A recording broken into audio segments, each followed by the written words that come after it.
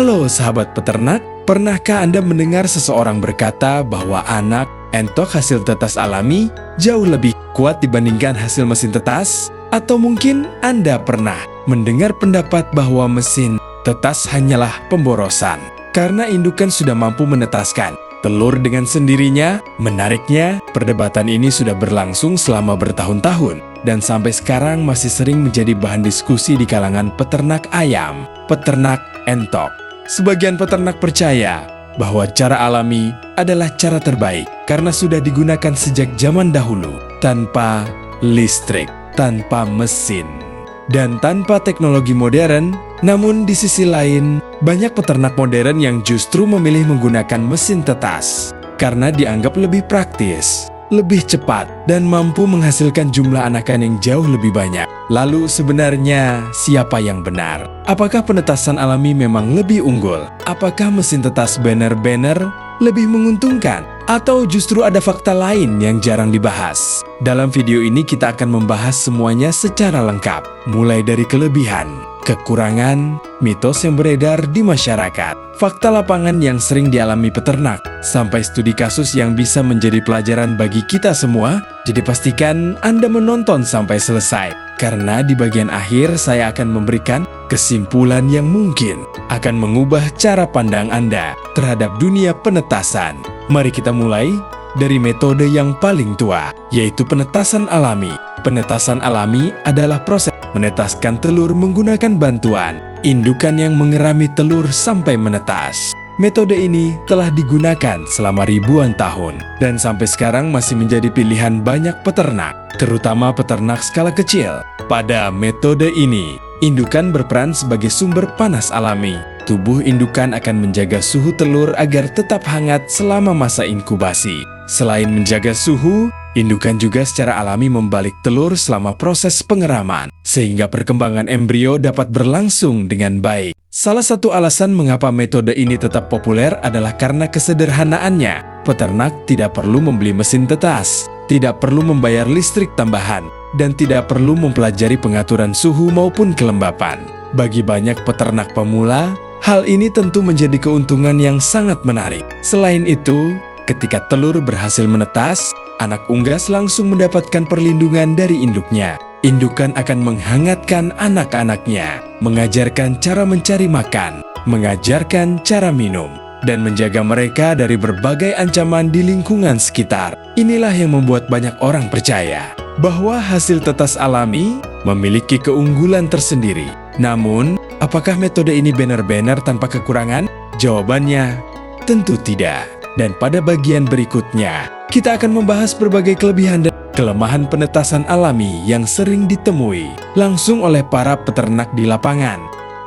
Kelebihan dan kekurangan penetasan alami. Sekarang, mari kita membahas lebih dalam mengenai kelebihan penetasan alami. Karena meskipun metode ini sudah digunakan sejak lama, masih banyak peternak yang tetap mempertahankannya hingga sekarang. Salah satu kelebihan terbesar penetasan alami adalah biaya operasional yang sangat rendah. Peternak tidak perlu membeli mesin tetas, tidak perlu mengeluarkan biaya listrik tambahan, dan tidak perlu membeli berbagai peralatan pendukung seperti termometer maupun alat pengukur kelembapan. Semua proses dilakukan oleh indukan secara alami. Bagi peternak yang memiliki jumlah telur terbatas, hal ini tentu menjadi keuntungan yang sangat besar. Kelebihan berikutnya adalah proses pengeraman yang berlangsung secara alami. Indukan memiliki naluri untuk menjaga telur selama masa pengeraman. Indukan akan mengatur posisi tubuhnya, menyesuaikan suhu, dan membalik telur secara alami, tanpa perlu campur tangan manusia secara berlebihan. Selain itu, setelah telur menetas, anak unggas langsung mendapatkan perawatan dari induknya. Indukan akan menjaga anakan-ania tetap hangat, mengajarkan cara mencari makan, mengajarkan cara minum, dan melindungi mereka dari berbagai ancaman. Karena alasan inilah, banyak peternak yang merasa lebih nyaman menggunakan metode alami. Namun, di balik berbagai kelebihannya, penetasan alami juga memiliki beberapa kelemahan yang perlu dipahami. Salah satu kelemahan terbesar adalah kapasitas yang sangat terbatas. Seekor induk hanya mampu mengerami sejumlah telur tertentu. Jumlahnya tergantung ukuran tubuh indukan. Jika peternak memiliki banyak telur, maka diperlukan lebih banyak indukan pengeram. Hal ini tentu menjadi kendala ketika peternak ingin meningkatkan produksi bibit. Kelemahan berikutnya adalah tidak semua indukan memiliki kemampuan mengeram yang baik di lapangan. Banyak peternak menemukan indukan yang rajin mengeram, tetapi tidak sedikit pula yang justru meninggalkan sarang sebelum waktunya. Ada yang terlalu sering keluar dari sarang, ada yang menginjak telur hingga pecah, dan ada pula yang berhenti mengeram beberapa hari sebelum masa penetasan selesai. Akibatnya, tingkat keberhasilan penetasan menjadi menurun. Selain itu, selama masa pengeraman, indukan biasanya berhenti bertelur. Artinya, produksi telur ikut berkurang. Jika tujuan peternak adalah memperbanyak jumlah telur, maka kondisi ini tentu menjadi pertimbangan penting.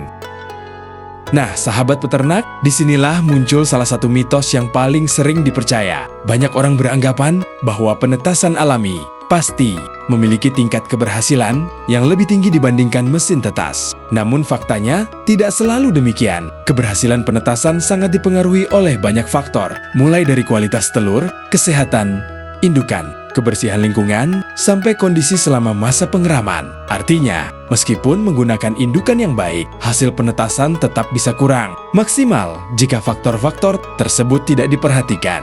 Karena itu, peternak perlu memahami bahwa metode alami memang memiliki banyak kelebihan, namun tetap membutuhkan manajemen yang baik agar hasilnya optimal. Lalu bagaimana dengan penetasan menggunakan mesin tetas listrik? Mengapa semakin banyak peternak yang mulai beralih menggunakan metode tersebut? Dan apakah benar mesin tetas mampu menghasilkan keuntungan yang lebih besar? Mari kita bahas pada bagian berikutnya.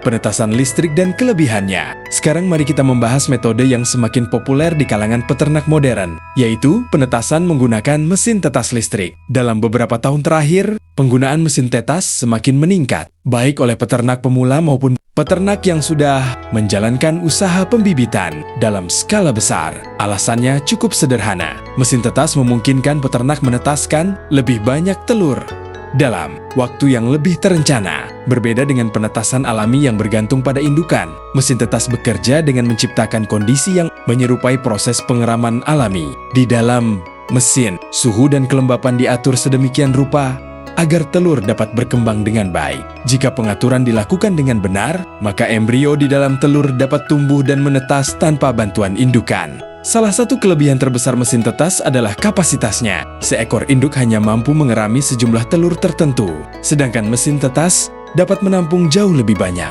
Bahkan mesin berukuran sedang mampu menetaskan ratusan telur dalam satu siklus. Bagi peternak pembibitan, hal ini tentu menjadi keuntungan yang sangat besar. Kelebihan berikutnya adalah indukan tetap bisa bertelur karena tidak digunakan untuk mengeram. Produksi telur dapat berlangsung terus-menerus. Akibatnya jumlah telur yang tersedia untuk ditetaskan menjadi lebih banyak. Inilah salah satu alasan mengapa banyak usaha pembibitan memilih menggunakan mesin tetas. Mereka ingin meningkatkan jumlah bibit yang dihasilkan setiap bulan, dan mesin tetas membantu mencapai tujuan tersebut. Selain kapasitas yang besar, mesin tetas juga memberikan kemudahan dalam perencanaan produksi. Peternak dapat menentukan kapan telur dimasukkan ke mesin, kapan dilakukan peneropongan, dan kapan perkiraan telur akan menetas. Dengan jadwal yang lebih teratur, produksi bibit menjadi lebih mudah dikendalikan. Namun ada satu hal yang sering tidak disadari oleh peternak pemula. Mesin tetas bukan alat ajaib yang bisa menjamin semua telur pasti menetas. Keberhasilan tetap bergantung pada cara penggunaannya. Faktanya, banyak peternak membeli mesin tetas dengan harapan seluruh telur akan berhasil menetas. Tetapi hasil yang diperoleh jauh dari harapan. Setelah ditelusuri, penyebabnya seringkali bukan pada mesin, melainkan pada kesalahan dalam pengelolaan penetasan. Misalnya penggunaan telur yang kualitasnya kurang baik, atau pengaturan suhu yang tidak sesuai. Bahkan ada peternak yang terlalu sering membuka mesin hanya karena penasaran ingin melihat kondisi telur. Padahal tindakan tersebut dapat menyebabkan suhu dan kelembapan menjadi tidak stabil. Akibatnya perkembangan embrio terganggu. Karena itu, mesin tetas memang menawarkan banyak keunggulan, namun tetap membutuhkan pengetahuan dan disiplin dalam penggunaannya. Semakin baik manajemen yang dilakukan, semakin besar peluang mendapatkan hasil penetasan yang memuaskan. Lalu apa saja kelemahan mesin tetas yang perlu diketahui sebelum memutuskan menggunakannya? Dan kesalahan apa yang paling sering menyebabkan telur gagal menetas? Mari kita bahas secara lengkap pada bagian berikutnya. kekurangan mesin tetas, dan kesalahan yang sering terjadi. Meskipun mesin tetas memiliki banyak kelebihan, bukan berarti metode ini tidak memiliki kekurangan. Sebelum memutuskan menggunakan mesin tetas, peternak perlu memahami berbagai tantangan yang mungkin dihadapi. Salah satu kekurangan terbesar adalah biaya awal untuk menggunakan mesin tetas. Peternak harus mengeluarkan modal untuk membeli peralatan. Semakin besar kapasitas mesin, biasanya semakin besar pula biaya yang diperlukan. Bagi sebagian peternak pemula, hal ini bisa menjadi pertimbangan tersendiri. Selain biaya pembelian, mesin tetas juga membutuhkan sumber listrik yang stabil. Pada daerah yang sering mengalami pemadaman listrik, risiko kegagalan penetasan bisa meningkat, terutama jika tidak tersedia sumber listrik cadangan. Karena selama masa inkubasi, embrio membutuhkan kondisi yang relatif stabil.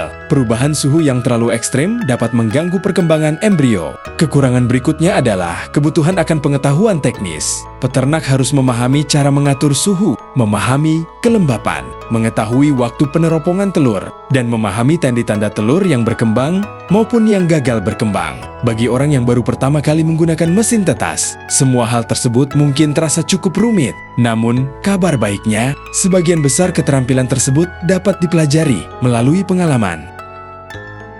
Nah, sahabat peternak, sekarang mari kita bahas beberapa kesalahan yang paling sering menyebabkan gagal tetas. Kesalahan pertama adalah menggunakan telur yang kualitasnya buruk. Banyak peternak menganggap semua telur bisa ditetaskan, padahal kenyataannya tidak demikian. Telur yang terlalu lama disimpan biasanya memiliki tingkat keberhasilan yang lebih rendah. Telur yang retak, bentuknya tidak normal, atau berasal dari indukan yang kurang sehat, juga memiliki peluang menetas yang lebih kecil. Kesalahan kedua adalah terlalu sering membuka mesin tetas karena rasa penasaran. Sebagian peternak membuka mesin berkali-kali dalam sehari, padahal setiap kali mesin dibuka, suhu dan kelembapan di dalamnya ikut berubah. Jika hal ini dilakukan terlalu sering, perkembangan embrio dapat terganggu. Kesalahan ketiga adalah tidak melakukan peneropongan telur. Peneropongan sangat penting untuk mengetahui apakah embrio berkembang dengan baik. Dengan peneropongan, peternak dapat memisahkan telur yang tidak berkembang, sehingga tidak mengganggu telur lainnya. Kesalahan keempat adalah mengabaikan kebersihan.